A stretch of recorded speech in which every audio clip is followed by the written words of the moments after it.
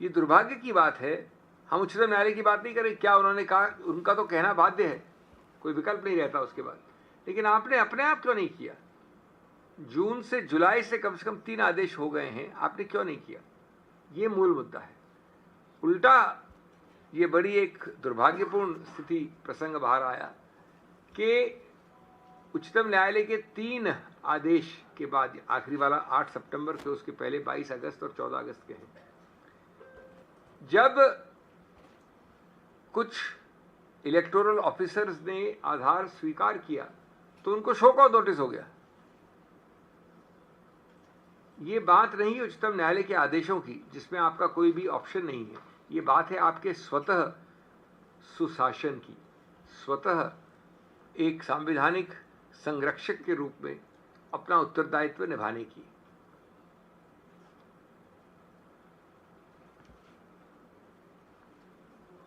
मैं आपको अब एक दूसरे बिंदु पे ले जाना चाहता हूं जो अत्यंत दुर्भाग्यपूर्ण है और उसमें एक और भी ज्यादा दुर्भाग्यपूर्ण प्रतिशोध की भावना, गुस्से की भावना आती है जो किसी भी संवैधानिक संस्था को शोभा नहीं देती। ये मुद्दा है श्री पवन खेड़ा के विषय में और उनकी पत्नी मिस नीलिमा कोटा के विषय में। मैं आपको 2-4 तथ्य दे दूं, फिर मैं बताऊंगा आपको। 2 सितंबर को नई दिल्ली के डिस्ट्रिक्ट जो इलेक्शन ऑफिस है ईसी का, उन्होंने एक शो कॉज दिया है, कारण बताओ नोटिस, पवन खेड़ा जी को, जो आप सब जानते हैं। और ये जो दस्तावेज उन्होंने प्रकाशित कर दिया आप लोगों के जरिए हर अखबार में, उसमें उनके सब पर्सनल डिटेल्स डाल दिए, पवन खेड़ा जी के और कुछ समय बाद उनकी पत्नी के। और ये सब किया बिना पवन खेड़ा जी को कोई भी अवसर दिए हुए, बिना प्रायर शो कॉज, प्रायर अवसर, इसमें सीधा छाप के फिर दिया अखबार को। उसका जो टोन है वो एक्यूजेटरी है, दोषी ठहराने वाली भाषा है, मानहानि वाली भाषा है, इन्वेंडो और इंसिनुएशन, संकेतात्मक रूप से किसी के छवि को गिराने की भाषा है। अब इसका क्या मुद्दा है? मूल मुद्दा, गलती तो आपकी है और आप आक्षेप और लांछन लगा रहे पवन खेड़ा पे, ये शोभा नहीं देता। गलती आपकी क्यों है? ये 3 तथ्य आप नोट करें। पवन खेड़ा रजिस्टर्ड हैं इलेक्टर के रूप में कॉन्स्टिट्यूएंसी नंबर 40 में दिल्ली में। 2017 में जब वो जंगपुरा गए तो उन्होंने अपने नए निवास स्थान जंगपुरा के लिए एक पूरी अर्जी तैयार करवा ली, क्योंकि उनको स्थानांतरण करना था। उसके बाद रूल 13 है रजिस्ट्रेशन ऑफ इलेक्टर्स रूल्स में, उसमें एक फॉर्म 6 है, फॉर्म 6 और रूल 13 होता है स्थानांतरण के लिए। उन्होंने वो भरकर इलेक्टोरल रजिस्ट्रेशन ऑफिसर जो जंगपुरा का है उसको दे दिया। उसमें उनके पुराने वाले जो ये दूसरी कॉन्स्टिट्यूएंसी के 40 में थे, उसके सब डिटेल्स डिस्क्लोज कर दिए कि पहले मैं यहाँ था, अब मैं यहाँ आ गया हूँ। और इन्होंने इस दस्तावेज के आधार पर उनको जंगपुरा में डाल दिया, परिवर्तित कर दिया। उसमें उस अर्जी में जो एक्नॉलेज्ड है, जो स्वीकृत है, उसमें पुरानी कॉन्स्टिट्यूएंसी, पुरानी एरिया का सब तथ्य दिए हुए हैं। रिसीट की तारीख है इनके पास 18 अगस्त 2017 की, जब उन्होंने फॉर्म 6 दिया। साल याद रहे 2017। बात खत्म। 2017 से आज कितने साल हो गए? 8 साल हो गए। अभी 1 साल में 6 महीने में पवन खेड़ा जी कुछ ज़्यादा मौखिक हो गए हैं। क्यों हो गए मौखिक? उनका काम ये है, वो एक प्रवक्ता हैं, वो कम्युनिकेशन डिपार्टमेंट एक राजनीतिक पार्टी का उसमें सक्रिय हैं। वो अगर वो जनहित के मुद्दे नहीं उठाएंगे इस पोडियम से, जैसे हम लोग सब उठाते हैं, तो उनका क्या काम है? उन्होंने उठाया बिहार पे, उन्होंने उठाया चुनाव आयोग पे, उन्होंने उठाया महाराष्ट्र पे, उन्होंने उठाया और कई मुद्दे जो हम चुनाव आयोग के विषय में उठा रहे हैं। आप गलत सही पे नहीं जाइए, आप उसको अस्वीकार करें, उससे नहीं माने, उनसे सहमति नहीं, उसकी बात नहीं हो रही है। जब ये मुद्दे उठाते हैं 3 महीने से, तो जो 8 साल पुरानी कहानी है, जिसका एक्नॉलेजमेंट स्वीकृति की तारीख है 18 अगस्त 2017, उस स्वीकृति को आप भूल जाते हैं जिस स्वीकृति के अंतर्गत आपने यहां से यहां मुझे स्थानांतरण कर दिया था, और आप उनको ये कारण बताओ नोटिस देते हैं। उनको और उनकी पत्नी को नेम एंड शेम करने का प्रयत्न करते हैं। इससे पहले आंतरिक जांच तो करते, बुला लेते कि हमको ये खबर आई है कि आप 2 जगह हैं, जरा दिखाइए, वो दिखा देते रिसीट। ये एक मुद्दा है। दूसरा मुद्दा है कि अगर मैं रिसीट देता हूं आपको, मैं इस महिला को रिसीट देता हूं कि मेरे को यहां से वहां जाना है, दूसरा अर्जी इस आदमी को देता हूं कि मैं यहां आ गया हूं, वो मुझे वहां डाल देता है परिवर्तित जंगपुरा में, तो ये जो विलंब है 8 साल का, ये जो एक्शन लेने का, कि आपने अपने रिकॉर्ड उस स्वीकृत एक्नॉलेजमेंट के अंतर्गत नहीं बदले, वो किसकी गलती है? पवन खेरा की गलती है। क्या पवन खेरा आपके ऑफिस में बैठ के उसको चेंज करेंगे रिकॉर्ड को? अपने विलंब को 8 वर्ष के आपने डिग आउट किया, खोदा। क्यों? क्योंकि पवन खेरा ने आपके विरुद्ध कुछ बोला, और आपके विरुद्ध नहीं बोला, उन्होंने संस्थापिक, संस्था, संरक्षक, संवैधानिक मूल्यों के विषय में, आपके विषय में बोला। कोई पर्सनल तो है नहीं। तो आपने इसको एक गड़े मुर्दे को निकाल कर बिना कागजों को देखे हुए उन पे आक्षेप लगाने शुरू कर दिए। देखिए, ये मैं अपेक्षा कर सकता हूं राजनीतिक पार्टी से, होनी नहीं चाहिए वहां भी, लेकिन मैं समझ सकता हूं वहां भी जस्टिफाइड नहीं है कि प्रतिशोध की भावना, गुस्से की भावना से अपने राजनीतिक प्रतिद्वंदी पर आक्रमण करें, लेकिन ये किसी संवैधानिक संस्था से तो शोभा नहीं देता, और कम से कम आंतरिक जांच तो कर ली होती। इसलिए मैंने कहा कि जिसने 7 साल पहले सच्चाई बता दी थी, आज उसी को कटघरे में खड़ा कर लिया।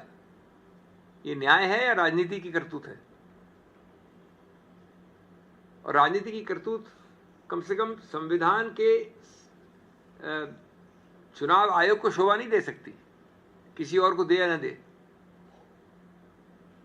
जिसे खुद अपनी लापरवाही पर शर्म या लज्जा आनी चाहिए थी, वो दूसरे पे उंगली उठा रहा है। 8 साल पुराने बिना चेक किए हुए दस्तावेज, जल्दबाजी में आपको एक गुस्से में कुछ न कुछ शो को नोटिस इशू करना है, तो आपने बुलाया नहीं, पूछा नहीं, बातचीत नहीं की, और एक बिल्कुल उनके छवि को नुकसान पहुंचाने के भावना से आपने उन पर अटैक लगा दिया। तो मैं अंत में संक्षेप में ये कहूँगा कि कई प्रश्न इससे उठते हैं। बहुत विनम्रता से मैं कहूँगा कि चुनाव आयोग को इन प्रश्नों पर ध्यान देना चाहिए।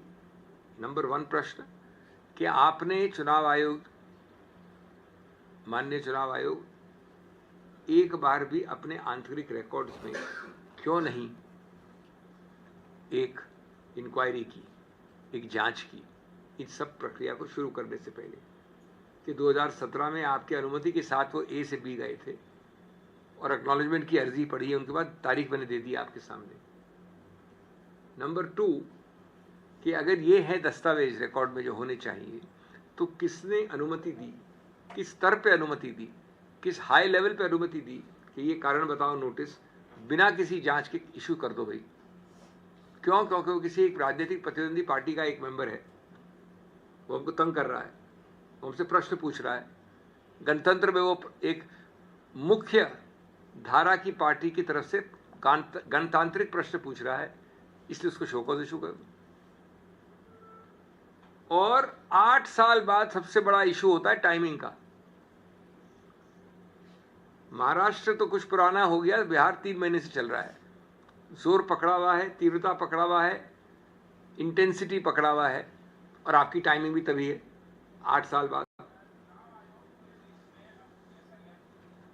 जहां तक मुझे याद है, कुंभकर्ण भी 6 महीने में उठ गया था, हम तो 8 साल की बात कर रहे हैं। अचानक आप दहाड़ रहे हैं 8 साल बाद।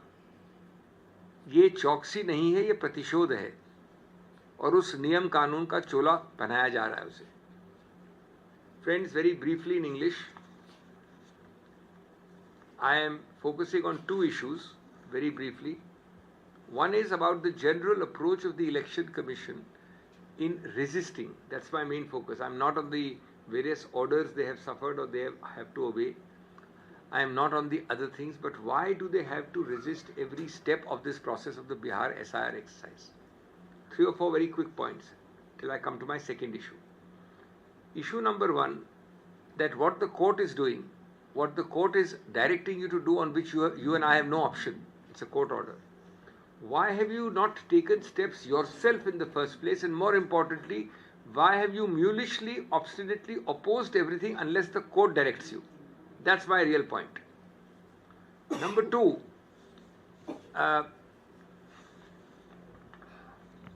did they give us any remote justification or reason till now as to why suddenly, with 4 months left in July for the elections in Bihar, this exercise was undertaken?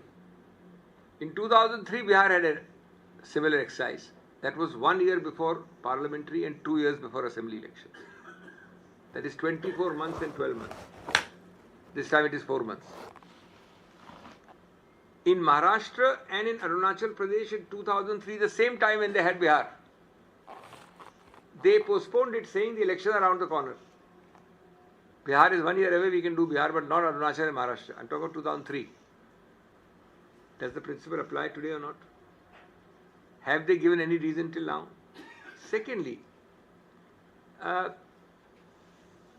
when they issued this detailed list of documents, what led them in a detailed 11 number list to exclude Aadhaar? Is it not almost a joke that when you sneeze, when you look this side, when you look that side, anything you do, go to the toilet, you need Aadhaar card. And when you do such a big exercise, you exclude the card. Third, when 65 lakh voters were excluded, 4 orders have been passed by the Supreme Court till now.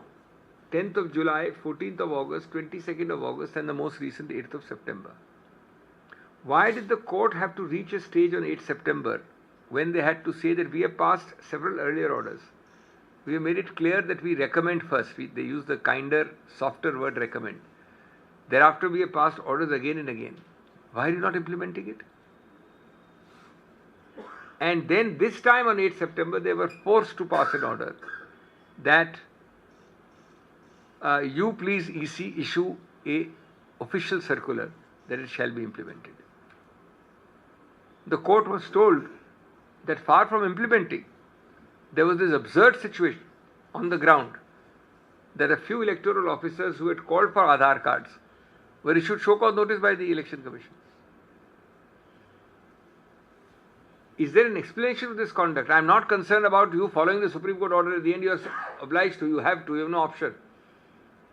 Is this the kind of conduct a custodian of the Constitution, a protector of democracy and level playing field has to do? Then, it took the highest court to remind the highest commission. It took the highest court to remind the highest commission that inclusion, not exclusion, is the cornerstone of free and fair elections. What does it take to remind you that elections are about building trust, not compiling mistrust in the name of revision? These are elementary things. Democracy, friends, cannot be run on deadlines tighter than drumskins. A rushed SIR is a recipe for mass exclusion, not mass participation. All these are self-evident truths unless your mind is already made up for another object. Let me turn to the other issue briefly, that relating to Mr. Pawan Khera of the Congress Party, who speaks to you from this podium frequently, and his wife, Ms. Nilima Kota. The issue is simple, but the conduct and the thinking behind the conduct is deplorable. On 2nd of September 25, that is a week, 10 days ago, a show cause so-called was issued to Mr. Pawan Khera. The show cause made several imputations, innuendos, insinuations, accusatory in tone and nature, impinging on the defamatory about supposedly having two cards, the so-called epic or voting cards. Now, let me give you 2 or 3 facts and then tell you my comments or my questions. This great election commission, which is managing 7 to 8 crore electors and lists in Bihar, did not have the time to find out in its own records for one man and his wife, for 2 people. I wonder what is going to happen to Bihar records if this kind of negligence takes place there. The record shows that Pawan Kheda was registered in a constituency number 40 in New Delhi. He wanted to change to 41, which is Jangpura, where he lives currently, or where he was shifting at that time. He therefore is entitled to change his name, transpose or transfer his name. He applies under a form called 6, which is your prescribed form, Mr. Election Commission. Form 6 comes under Rule 13. In that form, he discloses that I am living earlier in 40, I now want to go to 41 Jangpura. That form is filed with the EC and is receipted on 18/8/17, Form 6. Fortunately, he has a copy of that receipt. Now, pursuant to this application, he is shifted to Jangpura. When is all this happening, sir? Middle of 2017. Only 8 years ago. Rip Van Winkle is the only person who slept more than Kumkaran. I believe Rip Van Winkle slept for 20 years. Is the EC trying to emulate his record by sleeping for 8 years? When Pawan Kheda, in the discharge of his duties as a responsible member of the main political party in this country, in the opposition, which has a leader of the opposition, speaks against the EC, especially in the recent past, because it involves Bihar, Maharashtra, etc., etc. Look at the timing. 8 years later, suddenly this notice comes. That's question 1. What were you doing for these 8 years? 2. This reeks of a sense of vendetta and anger. I can understand this from a political party, though I can't condone it, I can't justify it. But how can I understand it from a custodian of the Constitution? There can be no element of animus or irresponsibility or anger. Third, did you not have the wherewithal, the restraint, the decency, the fairness to do a small little internal inquiry? If he can find out these records, and if you have the guts to say that your records are false, then you must also have the guts to check up your receipt in 2017. Mr. Khera writes in 2017 to correct the record. The commission sleeps for 7 years and now awakens to its own vendetta-prone nightmare. Calling this an offence is like blaming a passenger who rang the alarm bell 8 years ago, but the guard never pulled the brakes 8 years ago. The guard is pulling the brakes now, supposedly. 7 years of silence, 8 years of silence, and suddenly they roar like Rip Van Winkle lecturing about punctuality. So these are basic questions which arise in the interests of accountability, constitutional propriety, constitutional protection of level playing field and democracy from the highest commission on this subject in this country, and it does not behove or is completely inapposite conduct on the behalf of such a commission. Thank you.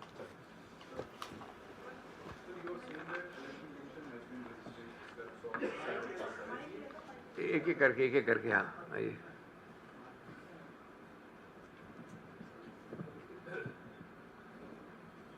Sir, you are saying that Election Commission has been resisting steps of SIR exercise unless court directions, court interventions didn't came. So Congress party has been continuously raising questions on the Commission's credibility.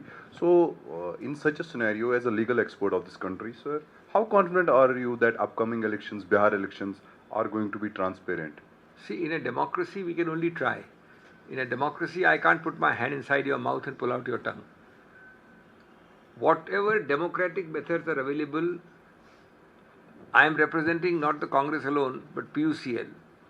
I am representing not the Congress alone, but a coalition of 7 other parties.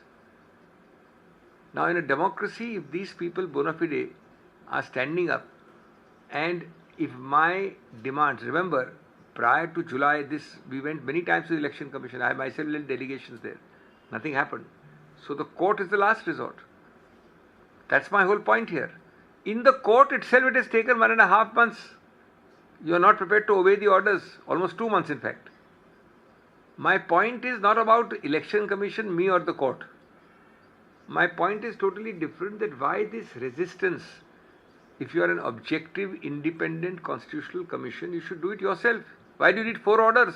The 4th order is very telling, 8th of September. It says that we have given you 3 earlier orders. Since you have not converted it into directions, now you, the Election Commission, please issue a circular putting our order in your direction. Why should it be necessary to do that in good governance? That's the point I am raising. Sir, Election Commission is planning to do SIR in all over India. So my question is, after the Supreme Court's last order, can they go ahead without accepting Aadhaar in other states? You have answered your own question. The answer is obviously not. What is sauce for the goose is sauce for the gander. You can't have different regimes applying to different parts of India. So once the Supreme Court order, this is only interim orders. We are also requesting the Honorable Court, despite knowing their very heavy schedule, that the main matter should be heard. So the first point is, to your answer is absolutely not possible. Second answer to you is that we also expect the larger issue of the case to be decided. Aadhaar is not the only issue. Aadhaar for the time being is an issue. There are several issues that you are violating several provisions of several acts. And that issue will be decided by the Supreme Court definitively, which we have requested, but it will take a bit of time. And I am sure that before this so-called All India exercise starts, we will have a judgment one way or the other. And that will settle the equilibrium between ABC allowed and XYZ not allowed. Abhishek ji, मेरा सवाल ये है, पवन खेड़ा जी और उनकी पत्नी का जो matter है नीलिमा जी का, उसको लेकर जो है मामला जो सामने आया है, जो आप लोगों ने खुलासा किया है, चुनाव आयोग इस पूरे मामले पे कहीं ना कहीं बेनकाब दिखाई दे रहा है. आगे क्या कार्रवाई आप लोग करने वाले हैं? आगे क्या एक्शन लेने वाले हैं आप लोग? आगे की बातें तो हम करेंगे बाद में. अभी देखिए, गणतंत्र में सबसे पहला पड़ाव होता है जनता को आपके जरिए कम्युनिकेट करना. आगे क्या होगा नहीं होगा पवन खेरा जी भी निर्णित करेंगे इत्यादि. मैं उनकी बिहाफ पे नहीं बोल सकता, लेकिन हम एक जनहित की बात, एक पब्लिक इंटरेस्ट, एक व्यापक मुद्दा बता रहे हैं. वो कुछ भी नहीं करें तो भी ये मुद्दा लाइव है, वो कानूनी एक्शन ले तो भी ये मुद्दा लाइव है. ये मुद्दा पवन खेरा का नहीं है, ये मुद्दा एक जनहित का मुद्दा हम रेज कर रहे हैं कि भैया अब 8 साल बाद किसी आदमी जो गणतंत्र में बोल रहा है, उसको इस तरह से कैसे आप कह सकते हैं बिना अपने रिकॉर्ड चेक किए, बिना जांच किए, बिना बुलाए उनको. ये मुद्दा है. Singhvi sir, one question. क्या बोल सकता हूँ मैं? सिर्फ ये चाहूँगा शांति बहाल हो वहाँ पर. अभी तो इतनी फास्ट मूविंग चीज़ें हो रही हैं कि बोलना उचित भी नहीं हुआ, और ये सबसे पहले कहीं और आता है अधिकार क्षेत्र, इसका हमारा भी नहीं है. Sir, apart from SIR, there is one more issue which is of vote chori, regarding which you are raising certain questions from the Election Commission. Today, Rahul Gandhi has also linked it with the VP election, saying that BJP has done vote chori even in that, as that is the same pattern which is being used by them all across the country. First What's of all, your take? you must not distort his. He is not connecting the two. That is a different kind of vote chori slogan, completely in a different context. This is a different allegation for one simple reason. You tell me, if allegedly there are 15 less votes than the listed number of people in the India Alliance, then what does it mean? You can call it a slogan-wise vote chori, but the issue is the same. One is a smaller scale indirect election, one is a larger scale. Number two, is it the first time that such allegations of making and unmaking governments from Karnataka to Maharashtra, from Arunachal to other states, is it the first time? Are we children in the woods that we are hearing it for the first time? And which party I went to my own MPs to tell them not to vote. Which party would have done it? So I think Rahul Gandhi's sanket, his insinuation is very clear, though in different contexts.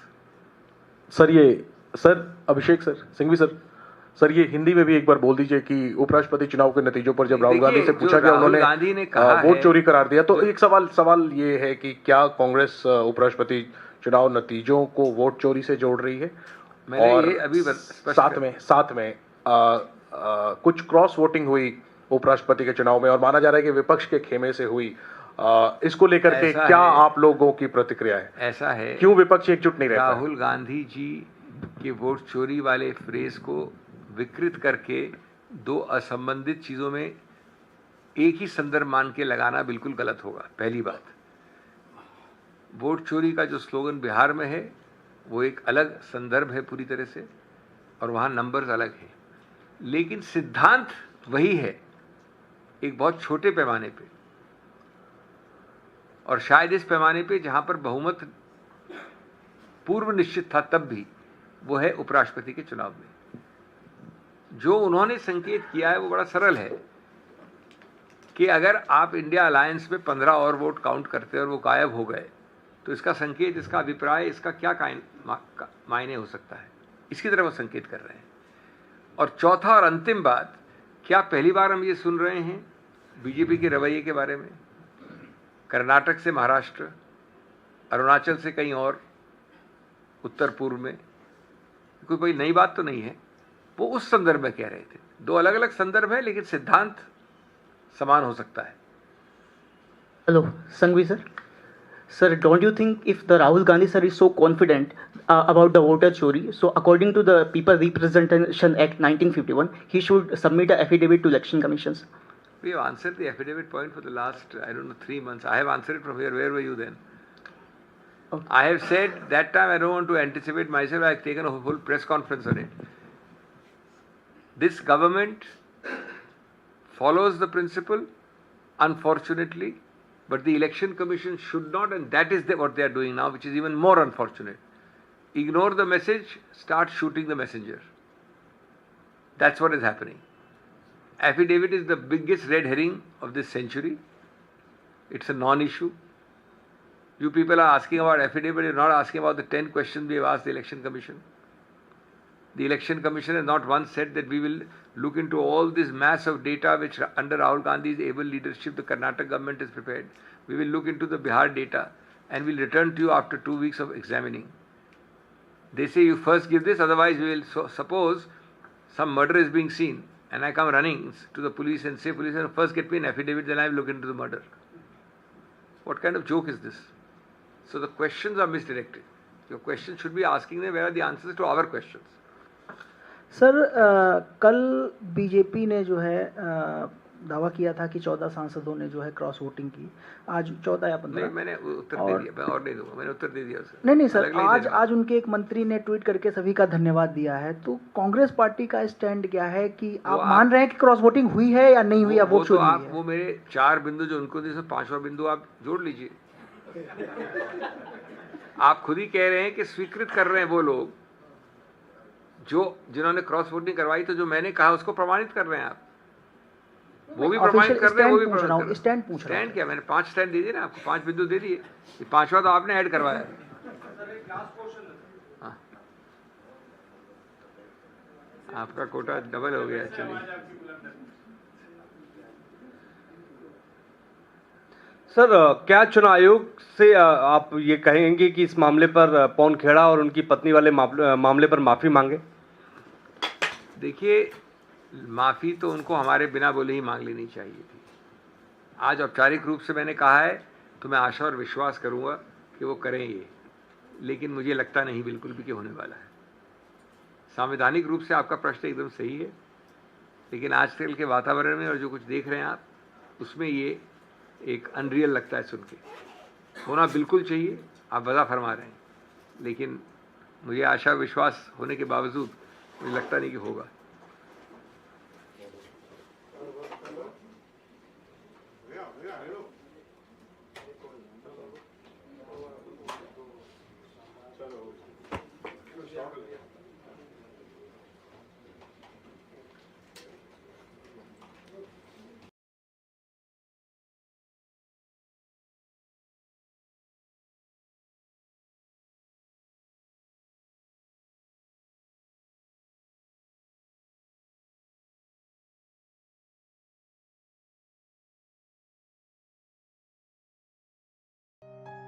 Welcome to another insightful session at English Speeches.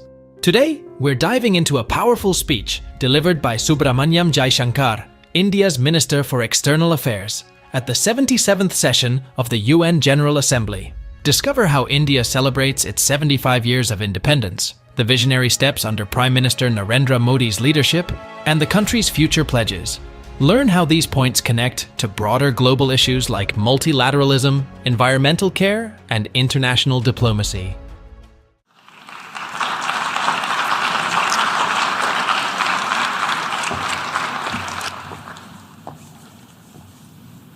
Madam President, Excellencies, distinguished members of the General Assembly, I bring to you the greetings of 1.3 billion plus people from the world's largest democracy.